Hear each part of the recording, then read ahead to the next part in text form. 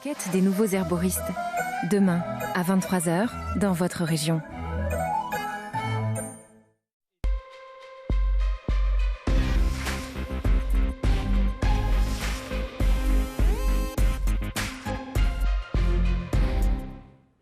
Bonjour à toutes et à tous, bienvenue dans Dimanche en politique avec cette question cette semaine.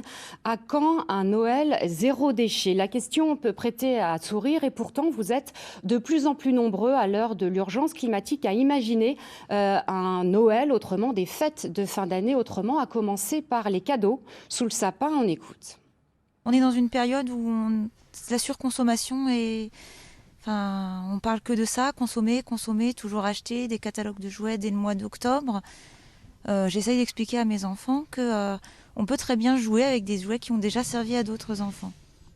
Alors cette nouvelle clientèle, en l'occurrence là c'était à Emmaüs, vient acheter des objets d'occasion, pas pour des raisons financières, on le verra. Nous parlerons aussi de ces nouveaux mouvements contre la surconsommation qui émergent. Alors quel avenir pour ces alternatives écologiques et sociales aussi?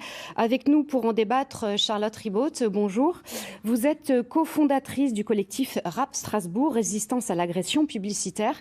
On a entendu parler de vous au Black Friday, on y reviendra tout à l'heure. Floriane Dupré, bonjour. Vous êtes co-organisatrice du marché de Noël Off de Strasbourg et vous êtes aussi journaliste au Consommateur d'Alsace. Votre dernier magazine s'intitule d'ailleurs Noël autrement. Justement, à côté de vous, Thierry Kuhn, bonjour. Bonjour. Vous êtes directeur d'Emmaüs de Mundolsheim et vous êtes ancien président d'Emmaüs France. Ces thématiques vous tiennent à cœur. Enfin, Simon Baumert, bonjour. Vous êtes, vous, coordinateur Alsace Consigne et Zéro Déchet Strasbourg. Première question, à quand un Noël zéro déchet? Eh bien, si on le souhaite, on pourrait dire maintenant. Il y a plein d'alternatives qui s'offrent à nous. On peut en effet offrir des cadeaux d'occasion.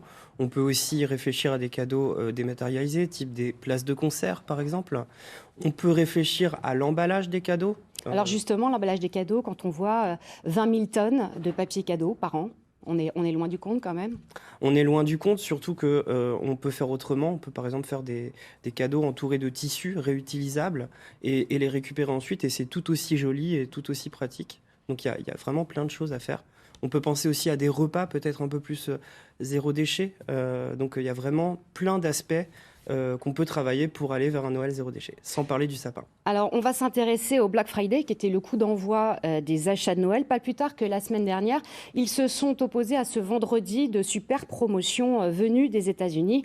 Les Black Friday contre le Black Friday à Strasbourg. On regarde et on en reparle tout de suite. La surconsommation va nous tuer. Pour nombre de commerces strasbourgeois, ce Black Friday n'a pas été une journée à la cool, mais bien plutôt à la colle. À commencer par un emblème Apple Place Kléber, bloqué en fin d'après-midi par des militants qui s'étaient soit collés aux portes, soit scotchés entre eux, pour protester contre le désastre écologique provoqué par la circulation et l'achat effréné des marchandises du jour. Protégez votre avenir, celui de vos enfants. Mais bien plus tôt dans la journée, ici rue du Vieux Marché aux Poissons, là rue des Grandes Arcades, et dans quelques autres de l'hypercentre, une trentaine, peut-être une quarantaine de magasins ou plus n'a pu ouvrir ce matin car de la colle avait, durant la nuit, été injectée dans les serrures. Ah, je suis furieux, je suis scandalisé, c'est lamentable ce qu'ils ont fait, c'est même pitoyable. Premièrement, d'avoir touché l'outil de travail, le personnel est dehors dans le froid, on ne peut pas ouvrir les magasins. Ils ont touché le commerce physique. On dirait qu'ils ont envie de soutenir Internet, alors qu'ils le combattent. Dès hier soir, une action de collage d'affiches anti-Black Friday avait eu lieu dans la ville. Les commerçants sont encouragés à déposer plainte. Cela permettra de visionner les images des caméras de surveillance dans le but d'identifier les auteurs. Alors, Charlotte Ribaute, on voit les commerçants assez mécontents. Ce genre d'opération coup de poing, c'est nouveau? Alors, il faut savoir que nous, en tant que résistance à l'agression publicitaire, on n'est pas liés par rapport au sabotage des serrures qui a eu lieu. Après, mais vous avez participé, en tout cas, à cette manifestation, au moins en amont. Voilà, sur une action qui visait vraiment les publicités en elles-mêmes et les panneaux publicitaires en particulier. Donc l'idée, c'était plus de sensibiliser à cette incitation à la surconsommation qui est liée au Black Friday, en fait, dont profitent principalement des grosses entreprises qui sont plutôt des multinationales, davantage que les petits commerces. Et en plus, les économies qui découlent de ce genre de journée de consommation ne sont pas forcément énormes pour les clients et clientes. En tout cas, on voit une évolution dans les modes d'action. Oui, tout à fait. Nous, après, on fait aussi de l'action directe par rapport à ces actions-là. Alors, qu'est-ce que c'est, justement ? Des panneaux publicitaires. Le but, c'est surtout de sensibiliser les gens par rapport à ce que fait la publicité au niveau quotidien sur leurs esprits, sur leur manière de voir aussi les objets, ce dont ils ont besoin ou pas. Et aussi même les images que ça véhicule, et qui pour nous sont tout à fait critiquables, parce que finalement la publicité, c'est un levier d'une société qui se veut capitaliste quand même principalement, et qui pousse à vouloir des choses dont on n'a pas forcément besoin. Thierry Kuhn, quel regard vous portez sur ce genre d'opération ? Alors le Black Friday, c'est pas vraiment ce à quoi vous tendez, évidemment. Non, pas vraiment. Et on a lancé avec d'autres structures de l'économie sociale et solidaire le Green Friday, justement pour s'opposer aussi d'une certaine manière. Alors c'est extrêmement important de dénoncer la surconsommation et les actions qui sont menées. Je ne commenterai pas les actions dans le détail, mais et en même temps, au-delà de la dénonciation, il faut faire une autre proposition, et une proposition de consommer autrement. C'est ce que fait Emmaüs depuis bien longtemps, et d'autres structures de l'économie sociale et solidaire. Vous avez l'impression que ça bouge en ce moment ? Oui, c'est pas que à la marge, en fait, on voit des opérations comme ça. Vous avez l'impression qu'il y a un mouvement ? Alors on voit bien que alors Emmaüs, on participe beaucoup aux marches pour le climat. On voit bien les jeunes se mobiliser. Et ça, c'est vraiment une source d'espoir. Et on voit aussi, nous, on voit notre clientèle évoluer. On a une grosse augmentation cette année de la clientèle, et c'est en particulier des jeunes qui viennent acheter maintenant autrement, et qui réfléchissent pas seulement à Noël autrement, mais aussi une consommation différente. Plus 20% du chiffre d'affaires à Emmaüs qui est lié justement à cette nouvelle clientèle qui ne vient pas pour des raisons financières. Exactement. Je crois que beaucoup ont compris qu'au-delà du défi écologique, c'est aussi le défi social. Ça, on en reparlera. On en reparlera tout à l'heure. Floriane Dupré, vous êtes organisatrice, je l'ai dit tout à l'heure, du marché de Noël off. C'est l'anti-Black Friday pour vous ? Alors en fait, le marché de Noël off propose vraiment une consommation plus responsable, des modes de consommation tournés vers l'humain, mais aussi vers l'environnement. Parce qu'en fait, on a une trentaine d'exposants de l'économie sociale et solidaire qui sont présents sur 33 jours pendant le marché de Noël, et qui proposent des produits biologiques, qui proposent aussi des produits locaux, et bien sûr issus du commerce équitable lorsqu'ils ne le sont pas. Et on a aussi des produits de seconde main, comme des objets qui viennent d'Emmaüs. C'est un marché qui existe depuis 4 ans et qui prend de l'ampleur d'année en année, et cette année en particulier, vous avez l'impression ? Oui, tout à fait. On voit donc de plus en plus de personnes qui viennent sur ce marché, non seulement parce que c'est un engagement en fait d'acheter de manière plus responsable, plus locale, mais aussi parce qu'on a une centaine d'animations sous le Grand Dôme qui permettent justement de mettre en lumière ces nouveaux modes de consommation, de réfléchir sur l'économie sociale et solidaire, sur le commerce équitable, sur le réemploi aussi et la réutilisation. Et donc, on a vraiment une réflexion qui est lancée. Et les Strasbourgeois viennent de plus en plus sur ce marché, parce que c'est aussi le seul endroit où on peut vraiment se reposer à la fois le corps et l'esprit, notamment sur le stand d'Emmaüs, où on a vraiment un endroit cosy et confortable. Alors, il y a plus de monde, il y a plus de ventes aussi, ça marche, en tout cas tout ce qui est occasion. On a donc Carijou qui vend des jouets d'occasion, qui a augmenté son chiffre d'affaires, donc plus 33% par rapport à l'année dernière. Et on a aussi le Relais Est sur le textile et les vêtements, qui a fait augmenter son chiffre d'affaires également de 44% par rapport à l'année dernière. D'accord. Simon Baumert, on voit que ça bouge.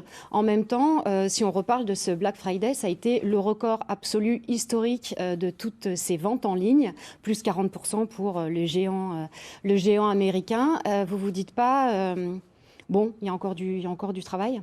Évidemment qu'il y a encore du travail. Et pour réagir par rapport à la réaction de M. Bardet, faut savoir, c'est qu'au contraire, nous, on est le président des vitrines de Strasbourg, qu'on a vu dans le reportage. C'est tout le contraire de l'action qu'on a faite avec le RAP. On n'est pas contre le commerce local. Au contraire, on veut plus soutenir le commerce local. Et les publicités qu'on a visées bénéficiaient surtout au commerce en ligne. Et c'est pour ça que d'ailleurs, on va bientôt rencontrer M. Bardet pour discuter avec lui, parce que Au contraire, les commerces locaux, indépendants, etc., c'est quelque chose qu'on... Mais ça veut dire quoi? Ça veut dire qu'il y a différents modes d'action et que parfois, est-ce que là, en l'occurrence, vous êtes fait déborder par des modes d'action plus radicaux? Nous, on ne le voit pas comme ça. Bon, déjà, les modes d'action peuvent être complémentaires. Comme l'a dit Monsieur Kuhn, on peut être dans la proposition, on peut être dans la dénonciation, on peut être dans l'interpellation. Nous, dans notre cas, on essayait de sensibiliser. Après, il y a eu d'autres groupes qui ont fait d'autres actions. Voilà, il y a de la place pour tout le monde, entre guillemets, et chacun reste juge, on va dire, de ces actions-là. Nous, c'était une action, certes directe, mais qui était non violente, qui ne dégradait pas. Et donc, voilà. Justement, vous avez des actions concrètes. Est-ce que vous pouvez nous en dire deux mots? En termes d'actions concrètes complémentaires à cela, on a par exemple organisé la journée Noël zéro déchet, justement, qui, avec des zones de gratuité, avec la création de cadeaux soi-même, etc., qui visait justement à proposer des solutions aux gens et pas uniquement à dénoncer. Donc on essaye avant tout de donner des perspectives et du sens aux gens. Et il faut savoir, c'est que l'environnement est devenu la première préoccupation des Français devant le pouvoir d'achat. Et comme dit, maintenant, certes, ça touche les jeunes parce que c'est très angoissant pour eux, mais en fait, ça touche l'ensemble de la population. On a des grands-pères, des grands-mères, etc. Et tout le monde est relié un peu à ça. Alors, vous le disiez, l'environnement, première préoccupation des Français, des jeunes en particulier. Les jeunes mettent la pression. On les a vus au printemps défiler dans les rues à la veille des élections européennes. Les lycéens marchent pour le climat depuis un an. On en écoute certains. Se battre pour le futur, et pas seulement pour un futur où on puisse avoir à manger, un futur où l'air il soit respirable, où il n'y ait pas des guerres à cause des famines, à cause des migrations. C'est se battre pour un futur où j'aurais envie d'avoir des enfants qui voudront vivre dans ce monde-là. Il y a déjà des migrations climatiques, il y a déjà plein d'espèces, plein de biodiversité qui a disparu, et c'est assez inquiétant. Il y a urgence, c'est important. Si on ne le fait pas maintenant, on n'aura pas d'avenir, ça on le sait, et on sait que personne ne viendra le faire à notre place, donc on est là. Charlotte Ribault, on voit que les jeunes s'emparent du débat. Est-ce qu'il y a des convergences entre ces différents groupes, collectifs, ces jeunes qui marchent dans la rue? Oui, je pense qu'il y a quand même quelque chose qui est en train de se passer depuis un an, et même à Strasbourg, en tout cas depuis quelques mois. On constate une envie en fait, des différents collectifs de s'unir pour pouvoir avoir plus de poids et aussi pour mutualiser, que ce soit les forces vives des militants et militantes, mais aussi du matériel ou même... Ça veut dire quoi? Comment ça fonctionne? Vous fonctionnez en réseau, vous allez voir d'autres, vous avez de nouvelles personnes qui vous voyez arriver chez vous. Votre groupe, il a un an et demi, c'est ça? 1 an et demi, oui, tout à fait. Après, on se connaît entre collectifs. Nous, en l'occurrence, on est pas mal en contact du coup avec Zéro Déchet, notamment depuis plus d'1 an. Mais on est aussi en contact avec Alternatiba Strasbourg et aussi Extinction Rébellion plus récemment, puisqu'ils existent depuis le printemps. Mais voilà, on voit que les gens ont envie que les choses changent, en fait. Et du coup, nous, après, c'est le premier support vers lequel les gens vont pour pouvoir agir, justement, faire des choses concrètes. Thierry Kuhn, vous le disiez tout à l'heure que vous avez vu une nouvelle clientèle arriver, pas forcément pour des raisons financières. C'est au-delà de l'aspect environnemental, c'est l'achat responsable socialement aussi. Oui, c'est ce qu'on retrouve aussi au marché off et puis dans d'autres structures, en particulier effectivement les plus jeunes, mais pas seulement, qui achètent chez nous. Alors il y a l'aspect économique parce qu'on achète moins cher. Alors, il y a l'aspect vintage aussi. Se faire plaisir, effectivement, trouver l'objet rare, d'occasion, etc., qui rappelle, voilà, c'est un peu les Madeleines de Proust aussi. Hein. Et puis surtout l'achat responsable, parce qu'on a pris conscience que acheter autrement, c'est aussi, c'est bon pour l'environnement et c'est aussi bon pour la création d'emplois, en particulier pour les personnes en difficulté. C'est bien ce qui nous intéresse, nous, à Emmaüs, c'est que ça, c'est un levier de création d'emplois. C'est l'économie vertueuse. C'est ça, l'économie sociale, solidaire et écologique. À Mundo, c'est 60 emplois. Et 60 emplois réservés à des personnes très éloignées de l'emploi en difficulté. Donc ça a non seulement une vertu écologique, ça a une vertu économique et ça a surtout une vertu sociale. Faut vraiment qu'on se débarrasse de l'idée que la surconsommation, le Black Friday, le Cyber Monday, tout ce qu'on invente, c'est bon pour l'emploi, c'est bon pour les plus pauvres. C'est faux parce que ça détruit de l'emploi, en particulier en France.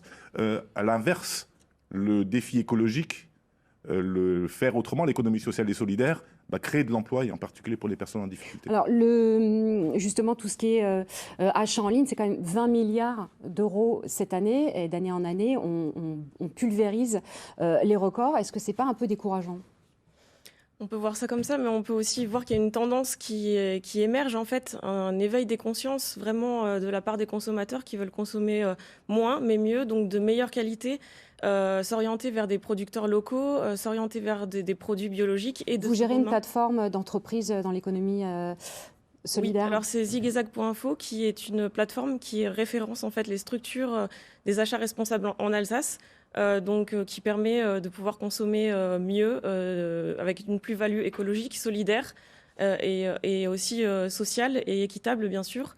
Et on a aussi des professionnels en fait qui sont sur ces plateformes qui permettent justement de proposer, par exemple, pour Carijou, on a des crèches qui souhaitent maintenant avoir des objets, des jouets d'occasion. Ça veut dire que dans l'entreprise aussi, ce n'est pas que le consommateur, voilà, l'individu. C'est pas uniquement le grand public, c'est aussi le professionnel, les entreprises, les collectivités qui s'y mettent.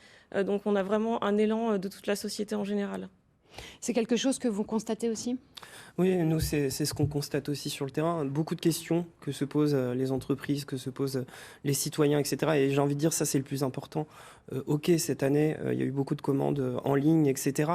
Mais le plus important, c'est de se projeter dans 2, 3 ans, 4 ans et de voir la dynamique. Et la dynamique, elle est clairement en train de basculer petit à petit vers consommer autrement, etc. quoi. Dans les entreprises, vous voyez comment, par exemple ? Est-ce qu'on fait appel à vous ? Est-ce que, je ne sais pas ? Oui, on fait appel à nous, justement, pour expliquer, sensibiliser et justement éveiller un peu les consciences. Parce qu'au final, souvent, les solutions, elles sont là. Ce qui pêche un peu, c'est l'envie d'actionner tous les leviers qui sont possibles. Et on travaille aussi beaucoup sur la consigne avec des marques régionales, la consigne du verre. Et par exemple, il y a plus 30% de ventes pour la consigne du verre depuis le début de l'année. Donc on voit qu'il peut y avoir des mouvements très rapides en faveur de comportements vertueux. Et ça, c'est intéressant. Alors, est-ce qu'on voit ce changement de comportement ? Est-ce que l'achat vintage aussi, on voit que c'est une population assez jeune. Est-ce que c'est un effet de mode ou est-ce que c'est un acte politique ? Alors, c'est fondamentalement un acte politique, à mon sens. Et la démarche est politique. C'est quoi la politique ? C'est simplement réfléchir à comment on construit une société ensemble, comment on construit notre avenir et comment on construit notre avenir collectivement. Et je crois réellement qu'il y a un souci de faire autrement et de travailler sur un projet politique différent qui respecte à la fois l'humain et l'environnement. Emmaüs est fondamentalement, l'action d'Emmaüs depuis 70 ans est fondamentalement politique, évidemment. Et tous ces mouvements, ce sont des mouvements politiques. Si je peux me permettre, je voudrais simplement revenir sur les ventes en ligne. Là aussi, potentiellement, c'est destructeur d'emplois. Effectivement, on peut aussi acheter autrement, y compris en ligne. On a lancé, nous, depuis 3 ans, un site de vente en ligne, label-emmaüs.co. Je fais ma petite page de publicité, mais pas seulement pour Emmaüs, puisqu'il y a beaucoup d'autres associations qui nous ont rejoints, et en particulier à Strasbourg, Carijou, Libre Objet, Envie, etc., qui sont aujourd'hui présents sur Internet. Et de la même façon, les entreprises aussi s'adressent de plus en plus à nous, pour les collectivités également, pour de la location de matériel, de la location le secondement est créateur d'emplois. Voilà, exactement. Vous voulez réagir ? Oui, dire que, pour mettre un peu les pieds dans le plat quand même, le citoyen est prêt, les entreprises sont prêtes, mais c'est vrai qu'au niveau politique, souvent ça coince encore. Nous, ce qu'on a constaté en étant au contact un peu, c'est certes certains politiques qui ne sont pas habitués à traiter ces questions-là s'y intéressent, mais malheureusement, en termes de résultats, si on regarde par exemple la réduction des déchets sur Strasbourg le dernier mandat, mais c'est valable pour la France entière, au final, le résultat n'est pas là. Et à un moment, on va falloir se préoccuper des résultats et pas seulement être dans des discours, on va dire, intéressants ou même des démarches intéressantes. Ce qui compte, c'est vraiment est-ce qu'il y a des résultats ou pas. Et là-dessus, les politiques, ils ont un levier énorme puisque c'est eux qui organisent un peu la ville, les collectivités. On va parler justement du changement des pratiques. Il y en a une qui dénonce justement ces pratiques politiques. C'est Greta Thunberg, vous le savez, notamment lors de son discours à l'ONU fin septembre. On la réécoute et on en reparle. Vous avez volé mes rêves et mon enfance avec vos mots creux. Et pourtant, je fais partie des privilégiés. Les gens souffrent, meurent, des écosystèmes entiers s'écroulent. Nous sommes à l'aube d'une nouvelle extinction de masse et tout ce que vous trouvez à dire, c'est parler d'argent et de contes de fées sur la croissance économique. Comment osez-vous ? Les yeux des générations futures sont sur vous. Et si vous choisissez de nous trahir, je vous le dis, nous ne vous pardonnerons jamais. Alors, Charlotte Ribaud, est-ce qu'elle vous parle ? Oui, bah oui, complètement, oui.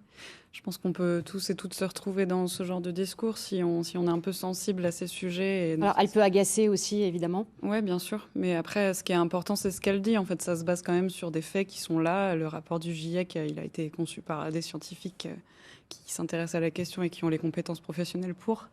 Donc, à un moment donné, il faut réagir face à ce constat-là, je pense. Donc effectivement, elle est jeune, donc elle a un côté en plus où elle est porte-parole d'une génération, ce qui n'a peut-être pas été fait avant elle. Mais finalement, elle parle pour tout le monde, pas seulement pour la jeunesse, quoi. Et vous pensez qu'elle peut faire bouger les lignes ? Oui, moi ce qui me marque pas mal, c'est la notion d'urgence qu'elle a amenée. Et en effet, certainement, si son discours porte autant, c'est parce qu'elle représente des gens qui n'étaient pas représentés au sein de la société. Et moi, c'est-à-dire peut-être une angoisse qui monte chez les jeunes, notamment par rapport à cette urgence, et des discours souvent sur l'environnement, mais qui sont lointains, où on parle de 2050, etc., alors qu'en fait les problèmes sont maintenant. Et il y a cette sensation chez les jeunes, mais aussi chez des moins jeunes, que au rythme où on va dans le mur, en fait. Et elle parle à ces gens-là qui ont vraiment l'impression que les choses ne vont pas assez vite. Et ça, c'est intéressant, je trouve. L'appel à l'action vraiment rapide. Qui a dit que les jeunes n'étaient pas politisés ? Mais c'est ce qu'on a voulu nous faire croire à un moment donné, effectivement, que les jeunes sont tous après leur smartphone, puis les jeux vidéo, ce qui est une légende. Aujourd'hui, les jeunes, et pour le coup, peut-être même plus qu'il y a 20 ans, il y a 30 ans, il y a un vrai souci du politique. Ce que dit Greta Thunberg, ça a été dit il y a 30 ans déjà, début des années 70, René Dumont, le Club de Rome, Halte à la croissance, etc. Finalement, c'est une porte-parole d'une génération, mais aussi de prises de position qui sont prises depuis 30, 40 ans, 50 ans, qu'on n'a pas été capable d'entendre. D'où le résultat aujourd'hui et puis cet état d'urgence aujourd'hui auquel on est confronté. Donc, très bien. On voit justement la portée de son discours, Floriane Dupré. Est-ce que c'est générationnel pour vous ? Je pense que les jeunes n'attendent plus forcément que les solutions viennent d'en haut. Ils ont pris conscience de plus en plus que, en fait, derrière l'acte de consommation, il y a un choix politique. Donc, on peut agir à notre échelle en consommant de manière plus responsable. Si on achète des produits biologiques, par exemple, l'engagement derrière, c'est l'engagement environnemental. Si on achète des produits locaux, c'est la création d'emplois locaux sur le territoire. Si on achète également des produits de seconde main, c'est aussi un engagement environnemental parce qu'on évite... Après, ces jeunes-là, ce sont les mêmes aussi qui vont acheter un iPhone... pardon pour la citation à l'Apple Store, etc. Donc, ils sont tiraillés aussi, ces jeunes. Oui, tout à fait, mais je pense qu'il y a une vraie prise de conscience en fait de ces jeunes-là qui veulent faire avancer les choses et qui, à travers cette consommation, peuvent vraiment avoir une plus-value sur la société. En fait, ils peuvent faire bouger les lignes de la société grâce à leur acte de consommation. Vous voulez intervenir ? Oui, mais je pense qu'on est tous tiraillés dans notre vie quotidienne, dans notre vie collective, dans nos quartiers, dans nos entreprises. On est tous tiraillés entre est-ce que je participe à cette folie de la surconsommation d'une certaine manière, ou est-ce que je vis et je construis et je consomme autrement. C'est normal parce qu'on n'a pas de modèle. Il n'y a pas de modèle de transition écologique et solidaire. Donc, on a tout à construire. Eh bien, on construit et puis on se trompe et on refait autrement et on a le droit de se tromper. Simplement, il faut en faire une priorité aujourd'hui. Clairement, le consommateur va plus vite que les politiques publiques. C'est ce que vous disiez tout à l'heure. Vous aviez commencé à développer ça. Ah oui, clairement. Le consommateur, il attend maintenant des solutions collectives qui permettent de réduire ses déchets, de se déplacer autrement, etc. etc. Et l'histoire des Gilets jaunes, c'est aussi un petit peu ça. C'est un petit peu le côté de oui, mais moi je prends ma voiture, mais j'ai pas d'alternative. On le voit sur les transports en commun, etc. etc. Donc il y a vraiment quelque chose à se préoccuper là-dessus. Sur comment on arrive à emmener tout le monde en fait sur cette question-là. Et évidemment, ça demande de réorienter les politiques publiques.